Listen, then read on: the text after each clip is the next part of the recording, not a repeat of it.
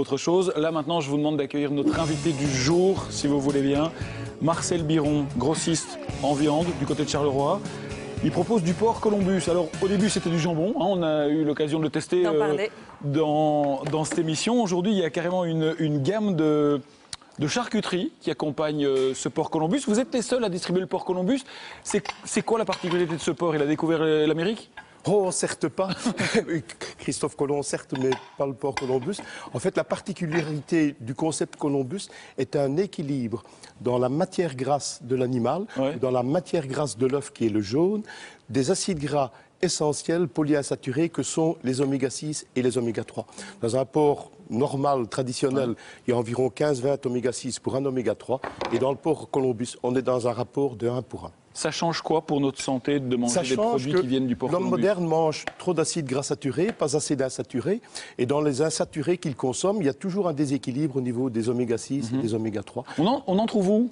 On n'en trouve pas partout en Belgique encore, parce qu'aussi on est dans un travail régional, dans une production de niche. Mais on est en plein développement, puisqu'en octobre 2011, avec Anne-Laure, on a présenté le jambon à l'os Columbus. Maintenant, on est sur une gamme de 11 charcuteries. Et d'autres projets sont encore en étude par rapport au développement. Plus cher que le porc classique? Un peu plus cher, mais tout à fait dans une gamme de prix, c'est entre 10 et 15% plus cher qu'un porc standard. Alors au niveau du goût, on vous dira tout à l'heure si c'est différent, parce qu'on est en train de servir un plateau de charcuterie. Pendant les 3 minutes, on va goûter ça. Les 3 minutes de Christophe Bourdon qui nous rejoindra après la pause pour d'autres questions, bien sûr, à vous poser. Que dire de plus? Dans la seconde partie de l'émission, on parlera voiture et technologie. Depuis quelques années, le secteur de l'automobile essaye d'implanter la technologie aéronautique dans les véhicules. Exemple avec les indications de bord qui apparaissent dans votre champ de vision. L'idée est belle, mais est-ce que c'est vraiment utile et fonctionnel? Réponse avec Jean-Christophe. Vous êtes nombreux à dire non à la pub dans la boîte aux lettres. Généralement, les distributeurs respectent les petits autocollants qui signifient que vous ne voulez plus recevoir de journaux publicitaires. Mais dans certaines régions, quand vous dites non à la pub, vous n'avez plus du tout de presse gratuite non plus. Ça ne plaît pas à tout le monde. Est-ce que c'est bien normal? C'est Florence qui répondra à cette question. On fait une pause, une toute petite pause. Ne bougez pas, tout de suite.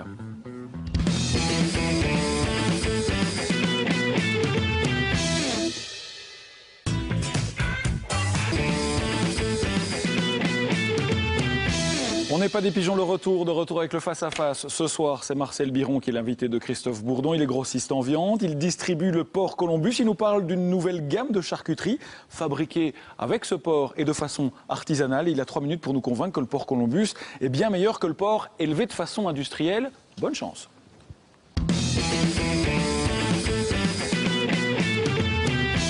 Bonsoir. Ça sent sur ce plateau. Donc vous êtes un Columbus-file, on peut le dire. Oh, oui, pas le Columbus-file. Non, c'est très bien. Non, mais je cherchais un rapport entre les œufs et le porc. Puis je me suis dit, bah oui, c'est grâce à l'œuf de Colomb. Finalement, il est arrivé à bon port. Ne réagissez pas là-dessus, c'est lamentable. Probablement à bon port, certainement. On peut le dire. J'ai plein de questions à vous poser sur ce porc Columbus. Est-ce que vous êtes prêts?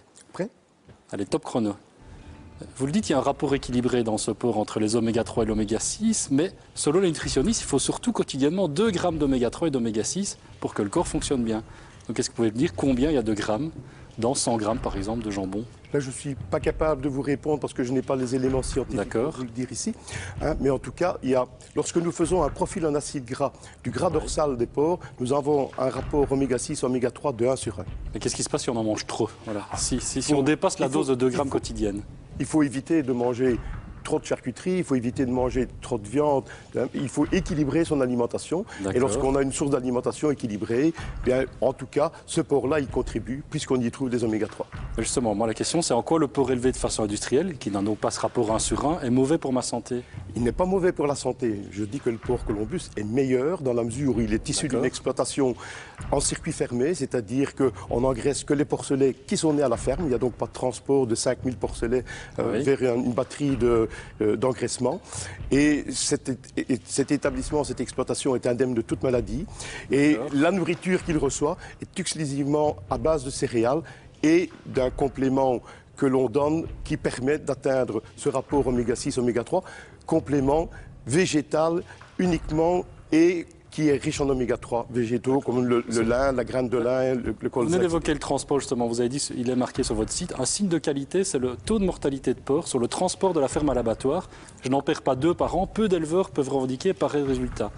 Donc je suis en train de me dire qu'il y a de nombreux éleveurs qui ont leur porc qui crèvent sur leur deux abattoirs. C'est-à-dire que sur les transports, lorsque l'on transporte des centaines de porcs d'un camion d'une exploitation vers l'abattoir, à partir de ce moment-là, lorsque les porcs ne sont pas résistants au stress, ne sont pas encadrés, et s'il y a vraiment des mesures pour le chargement des porcs, les porcs sont mis sur un sas de chargement la veille, au repos. Et ça devrait être comme ça pour tous, non? Ah oui, mais c'est pas le cas pour tout. D'accord. Mais cela dit, justement, si l'élevage de porc Columbus donne un taux de mortalité plus bas et une viande bien meilleure, pourquoi est-ce que tous les éleveurs ne s'y mettent pas? Parce qu'il y a un surcoût. Un surcoût qui est de 30 € au porc pour l'aliment que l'on donne pendant 12 semaines avant l'abattage au cochon. Et donc voilà, c'est vraiment une démarche, il faut croire à la démarche et se passionner pour le projet. Justement, vous êtes quand même un commerçant, on est d'accord. En quoi c'est intéressant financièrement pour vous de vendre ce porc?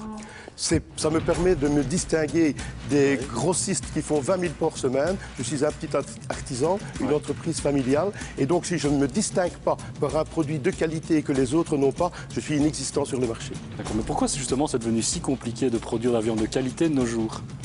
Tout simplement parce que c'est le rendement et le profit maximum au niveau de la production des élevages intensifs. Et donc c'est garanti, vous ne vendez pas de porc élevé de façon industrielle, vous le prenez? Je ne vends pas de porc de façon industrielle. En tout cas, il y a une traçabilité chez nous. Les porcs Columbus sont tracés de manière régulière. On va débriefer en plateau, on va continuer. Oui, vous pouvez rentrer. Non, ça c'est mon assiette, tu touches pas.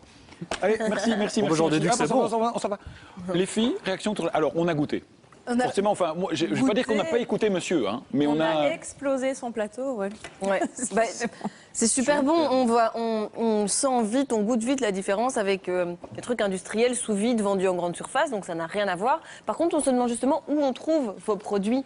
On les trouve dans des boucheries indépendantes ou on les trouve aussi à la boucherie d'une grande surface? Donc, on les trouve chez des bouchers artisans, mais un certain nombre d'enseignes de la grande distribution, dans le cadre des producteurs locaux et régionaux, ont réservé un espace pour ces produits-là. Et c'est clairement mis Columbus? Oui, tout à fait. Donc à la boucherie traditionnelle, c'est étiqueté Columbus. Et le jambon, combien du kilo?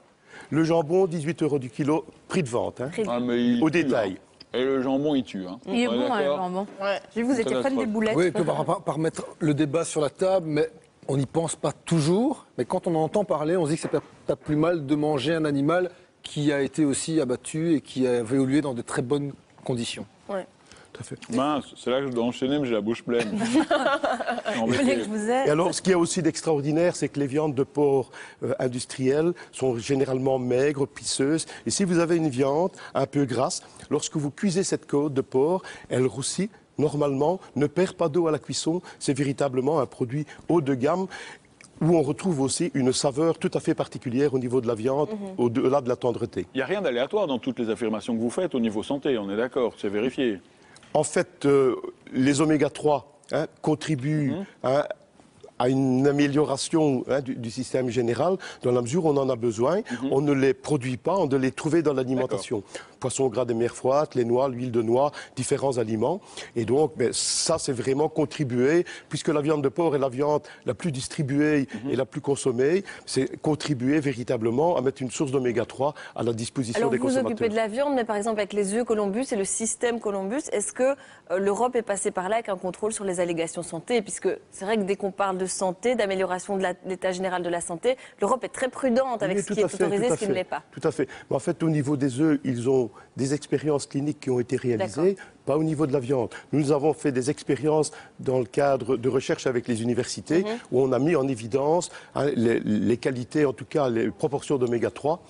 Et donc le professeur, entre autres, le professeur Carpentier avait fait des études là-dessus. On conclut, Michael? On conclut.